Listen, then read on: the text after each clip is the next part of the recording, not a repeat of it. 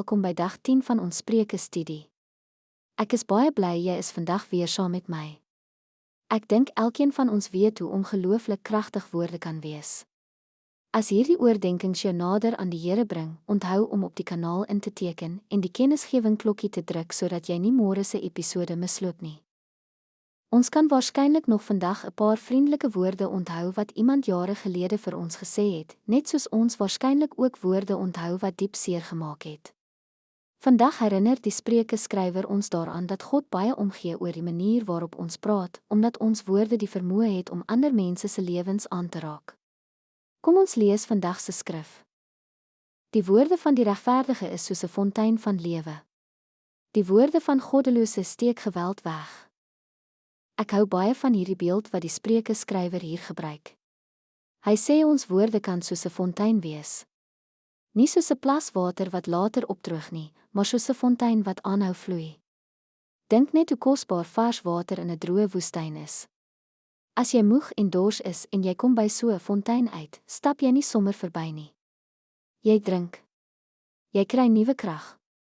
Dis presies wat ons woorde ook vir ander mense kan doen. Hulle kan iemand nuwe moed gee, iemand vertroos wat swaar kry of iemand herinner dat God hulle nie vergeet het nie. Die waarheid is dat ons dikwels nie besef hoe groot die invloed van ons woorde is nie. Wat vir ons soos 'n gewone gesprek voel, kan vir iemand anders 'n keerpunt wees. Partykeer is dit net 'n eenvoudige sin soos ek bid vir jou of die Here sien jou. En tog is dit presies wat daardie persoon op daardie oomblik nodig gehad het. Maar dieselfde geld vir negatiewe woorde. Hulle kan baie langer bly seermaak as wat ons ooit bedoel het. Daarom leer wysheid ons om stadiger te praat en eers te dink of ons woorde besig is om mense op te bou of af te breek. Ek het oor die jare iets belangriks geleer. God was nooit net besig om my woorde te verander nie. Hy was besig om my hart te verander. Jesus sê mos dat dit wat uit ons mond kom, uit ons hart kom, daarom gebeur iets besonders wanneer ons elke dag tyd saam met die Here deurbring. Hoe voller ons harte van sy liefde, sy vrede en sy wysheid word, hoe natuurliker begin dit in ons gesprekke uitkom. Ons raak minder haastig om kritiek te lewer en meer gewillig om genade te betoon. Ons begin al meer soos Jesus praat. Dis presies wat ek in die Spreuke 31 vrou sien.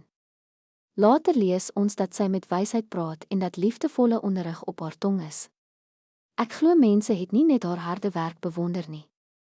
Ek glo hulle het veilig gevoel by haar. Hulle het geweet haar woorde gaan hulle opbou, nie afbreek nie. Dis die soort vrou wat ek wil wees. En ek glo dis die soort vrou wat God besig is om elkeen van ons te vorm om te word terwyl ons saam deur Spreuke stap. Ek wil jou vandag met een eenvoudige uitdaging los. Voordat jy vandag iets sê, vra jouself, gaan my woorde soos 'n fontein wees, of gaan dit iemand se las swaarder maak? Ons sal waarskynlik nooit weet hoeveel mense deur 'n eenvoudige woord van bemoediging aangeraak word nie. Maar God weet. En wat 'n voorreg is dit nie dat hy ons wil gebruik om sy liefde met ons woorde sigbaar te maak nie. Kom ons bid saam. Hemelse Vader, baie dankie vir die wonderlike gawe van woorde. Dankie dat U my elke dag die geleentheid gee om ander te bemoedig, te vertroos en op te bou. Vergewe my waar ek haastig of onbedagsaam gepraat het. Vul my hart met die liefde dat dit vanself uit my mond sal oorvloei. Help my om met wysheid, vriendelikheid en genade te praat, sodat my woorde soos 'n fontein kan wees wat lewe gee aan almal wat ek ontmoet. Vorm my elke dag meer na die beeld van die moderne Spreuke 31 vrou wie se woorde iets van Jesus se liefde weerspieël. In Jesus se naam bid ek. Amen. Baie dankie dat jy vandag saam geluister het. Ek sien uit daarna om jou môre weer hier te ontmoet wanneer ons saam verder ontdek wat God se wysheid vir ons in Spreuke leer.